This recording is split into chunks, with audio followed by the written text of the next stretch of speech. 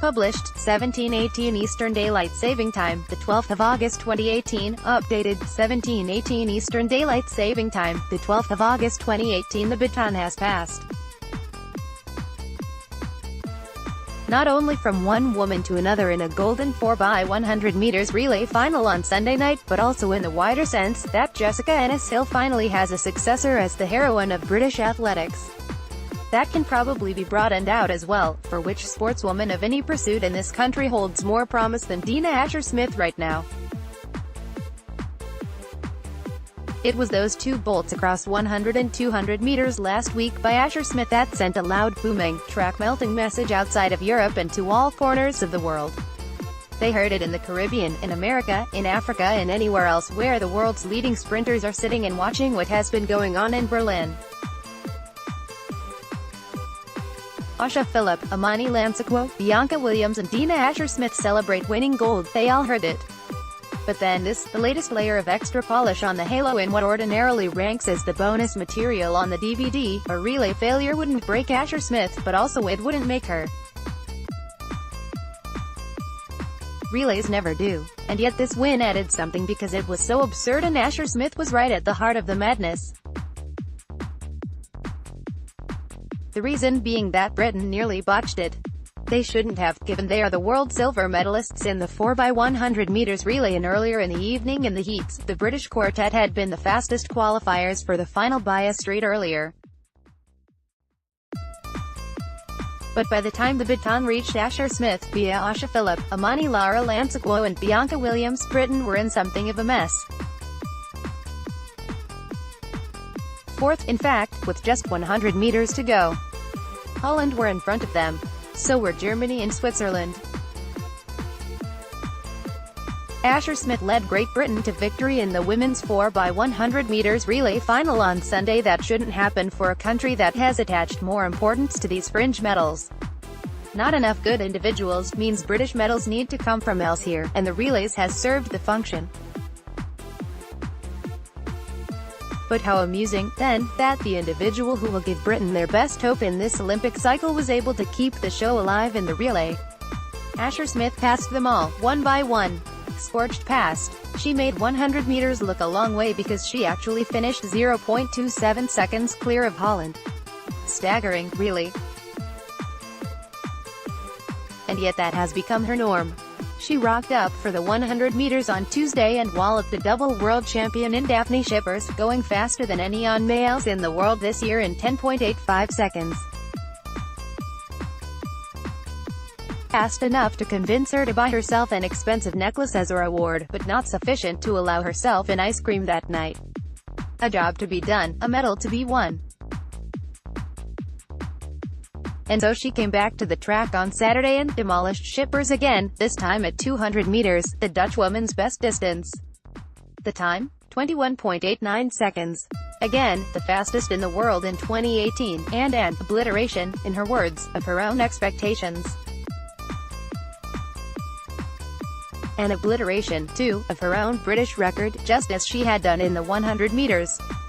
Great Britain's men's and women's relay teams celebrate winning gold in Berlin. Those achievements alone were more than enough to characterize her trip to Berlin. If anything, it felt an anticlimax to conclude with a relay, given their diminished currency. But sometimes, when an athlete is on a streak, it all just seems to go right.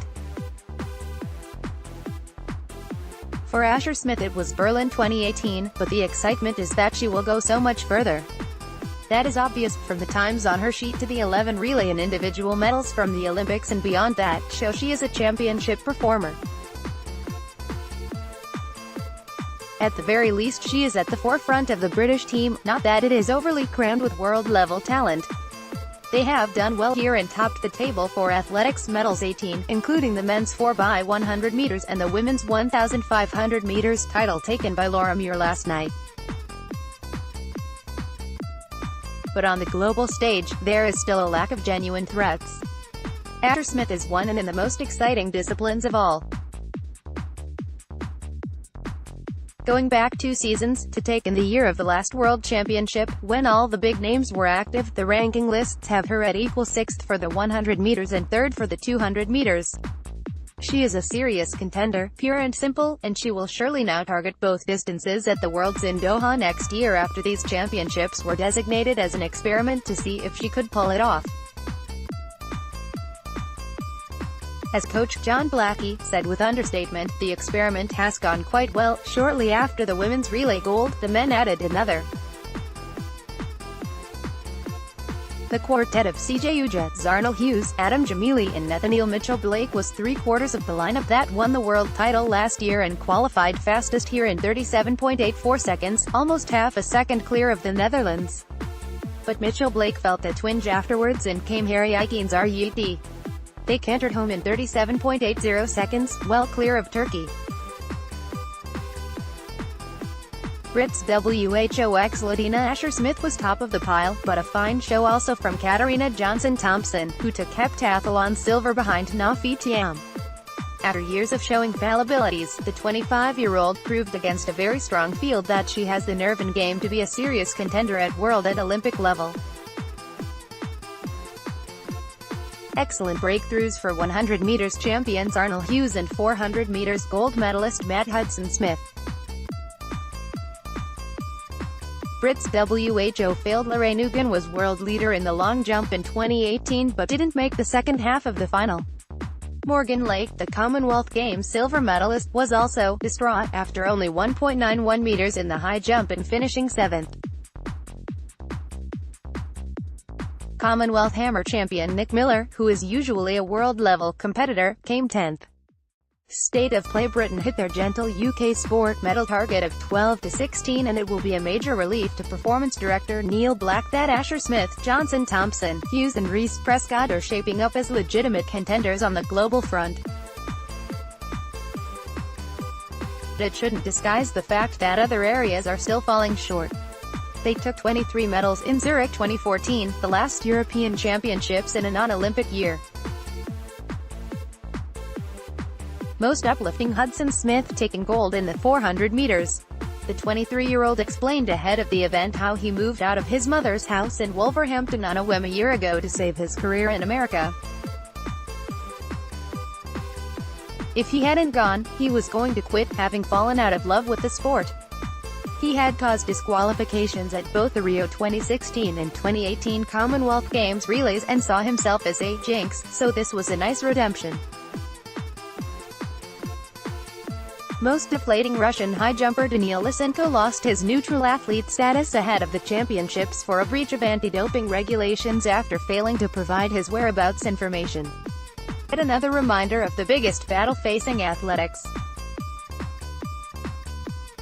Best overseas act: Jakob Ingebrigtsen is too young to drive in Norway, but the 17-year-old became the youngest athlete to win the 1,500 meters title on Friday night and then went and won the 5,000 meters gold on Saturday. It's a success that runs in the family. His 27-year-old brother Henrik won the 1,500 meters European title in 2012 before his 25-year-old sibling Philip took the crown in 2016. Greatest drama: Belarusian marathon runner Volga Mazuronok suffered a huge nosebleed shortly after the start of her race yesterday, leaving her face smeared in blood. The race got even more eventful for her, though, with a navigational error in the final stages, but she was still able to hold off France's Clémence Calvin to win the gold medal.